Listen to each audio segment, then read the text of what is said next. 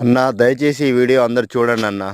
ఎందుకంటే ఏవేవో పనికిరాని యూట్యూబ్‌ల వీడియోలు చూస్తా ఉంటారు. దాని అర్థం పర్థం లేని వీడియోలు కూడా లైకులు కొడుతుంటారు. కానీ మా రైతులయి మాత్రం వీడియోలు ఎవరు చూడరు, లైక్ చేయరు, ఆదరణ అస్సలు లభించదు. మరి ఆ రైతులు ఏం పాపం చేసినో తెలవదు గానీ, ప్రకృతి అట్నే రైతులను నష్టం చేస్తుంది. ప్రభుత్వాలు నష్టం చేస్తాయి. ప్రతి ఒక్కరు రైతుని నష్టం చేస్తారు గానీ, వాళ్ళ బాధలు, కష్టాలు చెప్పుకోవడానికి ఒక యూట్యూబ్ లాంటి దాంట్లో కూడా ఎవరు సరిగ్గా ఆదరణ లేకపోతే ఎట్లా అన్నా? అందరికీ అన్నం గావాలి. అందరు తినడానికి అన్నం గావాలి. ప్రతి ఒక్కటి గావాలి గానీ, రైతుల బాధలు, రైతుల కష్టాల గురించి వాళ్ళు చేసే వీడియోలు మాత్రం ఎవరికీ అవసరం లేదన్న. ఎందుకన్నా అంతగా ఏం పాపం చేసిర్రు రైతులు?